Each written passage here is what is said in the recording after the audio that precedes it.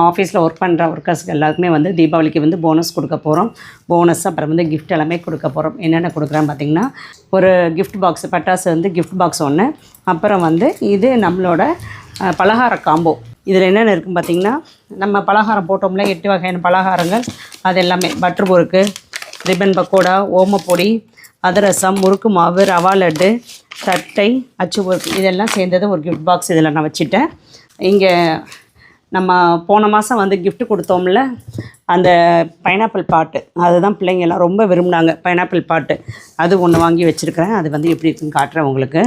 Pineapple பாட்டு போன மாதம் ஆஃபர் போட்ட போதே சொல்லிட்டாங்க, மேடம் இதுதான் வேணும் மேடம், எங்களுக்கு என்ன வேணும்னு சொல்லி கேட்டேன். அப்போ வந்து இதுதான் வேணும் அப்படின்னு சொல்லி எல்லாருமே கேட்டாங்களா, அதனால சரின்னு சொல்லிவிட்டு இந்த பாட்டே வாங்கியாச்சு. பைனாப்பிள் பாட்டு சூப்பராக இருக்குது. இந்த பாட்டு தான் வாங்கியிருக்குது அவங்களுக்கு எல்லாருக்குமே. அப்புறம் வந்து போனஸ் இதெல்லாம் வச்சு நம்ம வந்து நம்மளோட ஸ்டாஃப்ஸுக்கு, நம்ம பிள்ளைங்களுக்கெல்லாம் நான் கொடுக்க போகிறேன் தீபாவளி இன்றைக்கி. அதாவது இன்றைக்கி வந்து வாங்கி எல்லாம் ரெடி பண்ணியிருக்கிறேன். நாளைக்கு தான் வந்து கொடுக்க போகிறேன் பிள்ளைங்களுக்கு. நாளைக்கு ஈவினிங் வந்து, நாளைக்கு பார்த்திங்கன்னா எல்லாருக்குமே வந்து இங்கே நம்ம ஆஃபீஸில் தான் தீபாவளி செலிப்ரேஷன் பண்ண போகிறோம்.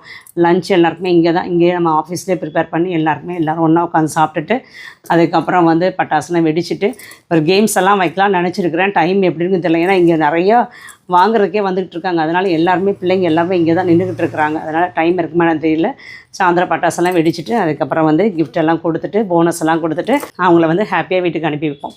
இதெல்லாம் நம்ம முடிச்சுட்டு நமக்கு வந்து ஆஃபீஸ் அப்புறம் எப்போன்னு பார்த்திங்கன்னா நெக்ஸ்ட் வீக் தான், மண்டே தான். அதாவது இந்த மண்டே தீபாவளியில் நெக்ஸ்ட் மண்டே தான் வந்து வெப்சைட் வந்து ஓப்பன் பண்ணுவேன். ஏன்னா வந்துட்டு வியாழக்கிழமை வரைக்கும் லீவ் இருக்குது. அதுக்கப்புறம் வந்து எல்லாம் வந்து ப்ரிப்பேர் பண்ணி எடுத்து அதுக்கப்புறம் தான் ஆஃபீஸ் ஓப்பன் பண்ணுவோம். இது எல்லாமே வந்து நம்ம பிள்ளைங்களுக்கு தீபாவளிக்காக நம்ம கொடுக்க போகிற கிஃப்ட்டு.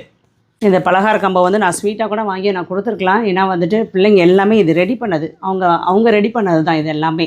இந்த பலகார காம்போஸ் எல்லாமே அவங்க ரெடி பண்ணது எல்லாமே.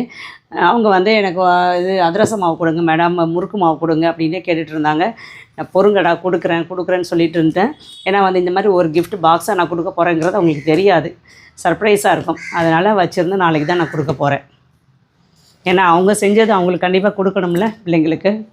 எனக்கு என்ன ஒரு சந்தோஷம்னா, ஒரு போன வருஷம் ஆரம்பித்தோம், இந்த வருஷம் வந்து ஒரு போனஸ் வந்து கொடுக்குற அளவுக்கு வந்து இந்த அளவுக்கு வந்திருக்கிறோம். அப்படிங்கிற மாதிரி ஒரு 18-20 பேருக்கு வந்து போனஸ் கொடுக்குற அளவுக்கு வந்திருக்கிறோம். அது வந்து ரொம்ப ரொம்ப சந்தோஷமாக இருக்குது. எல்லாமே கடவுளோட ஆசீர்வாதம், அப்புறம் வந்து ஃபேமிலி சப்போர்ட், அப்புறம் முக்கியமாக உங்களோட சப்போர்ட்னால தான் இந்த அளவுக்கு வந்திருக்குது. எல்லாருக்குமே வந்து தீபாவளி வாழ்த்துக்கள். அப்புறம் வந்து எல்லாருமே ஹாப்பியாக சேஃபாக தீபாவளி கொண்டாடுங்க. தேங்க்யூ.